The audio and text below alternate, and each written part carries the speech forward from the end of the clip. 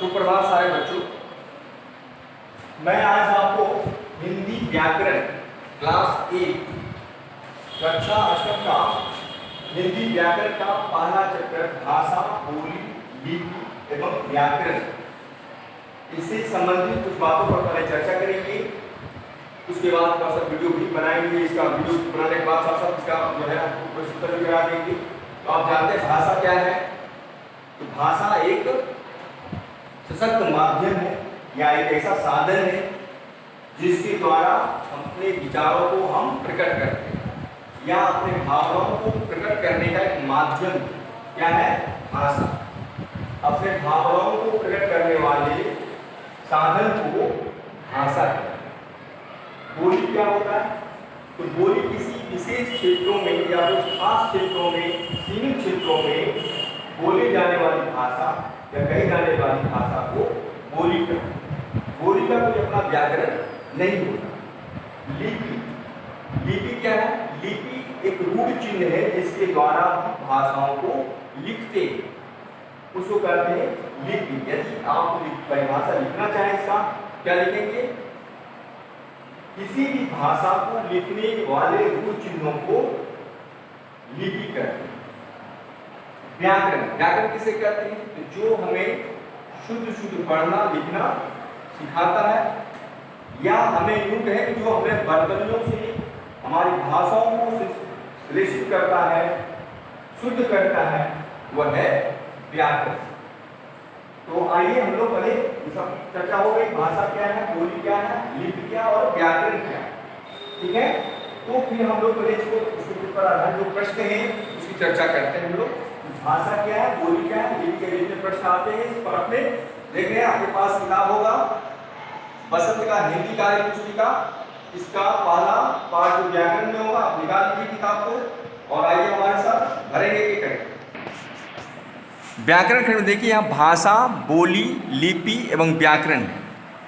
तो सही विकल्पों को चुनना है। खड़ी बोली, ब्रज भाषा, हरियाणवी, कौन सी भाषा की बोलियाँ हैं? तो यह है पश्चिमी हिंदी की। पश्चिमी हिंदी की उपभाषा है कौन? ब्रज और हरियाणवी और खड़ी बोली। भोजपुरी, मगही, मैथिली कौन सी उपभाषा की बोलियां हैं? तो यह बिहारी हिंदी की भाषा है। भोजपुरी, मगही, मैथिली और इसमें नहीं दिया है, एक अंगिका भी होता है जो बिहारी हिंदी की भाषा है। पंजाबी भाषा की लिपि कौन सी है? तो पंजाबी भाषा की लिपि है गुरुमुखी। अंग्रेजी भाषा की लिपि कौन सी है? तो रोमन।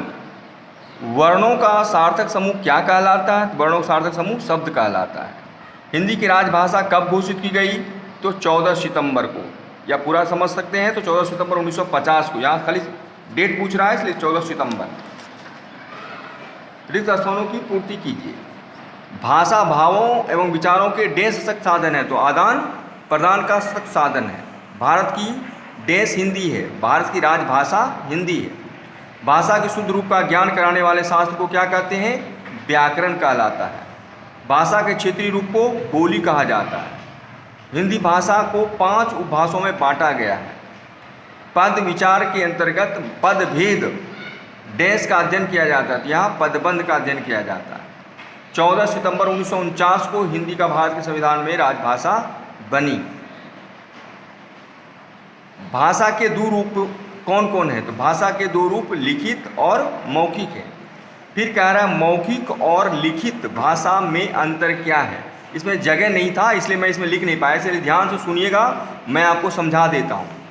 तो मौखिक भाषा लिखित भाषा से सबसे प्राचीन भाषा है। मौखिक भाषा का कोई अस्थायी रूप नहीं होता, वह बदलता रहता है। लिखित भाषा का अस्थायी रूप होता है, इसकी रूढ़ चिन्ह होते हैं, इसकी लिपि अपनी निश्चित लिपि होती है, यह अस्थायी होता है। मौखिक भाषा का कोई अपना साहित्य नहीं होता, लेकिन लिखित भाषा का अपना साहित्य होता है। इतना अंतर लिख देंगे काफ़ी है, समझ गए होंगे। उसके बाद इन भाषाओं की लिपियाँ लिखिए। संस्कृत की लिपि है देवनागरी, पंजाबी भाषा की लिपि है गुरुमुखी, हिंदी भाषा की लिपि है देवनागरी, उर्दू भाषा की लिपि है फारसी और मराठी भाषा की लिपि है देवनागरी। यहाँ पर खंड क और ख में वाक्यों को शब्दों को सही मिलान करना है। पंजाबी, तो पंजाबी गुरुमुखी भाषा कर सकते हैं। हिंदी क्या है, तो राजभाषा है। एक विदेशी भाषा, तो जर्मन एक विदेशी भाषा है। भाषा का रूप क्या है, तो लिखित है। दाईं से बाईं ओर लिखी जाने वाली भाषा कौन है, तो उर्दू। इस प्रकार से आपका पाठ जो है व्याकरण खंड का भाषा, बोली, लिपि एवं व्याकरण का पाठ समाप्त हो गया। अब दूसरे दिन जो है मैं आपको वर्ण के बारे में जब पढ़ाएंगे फिर वर्ण का प्रश्न उत्तर कराएंगे नेक्स्ट क्लास में। धन्यवाद।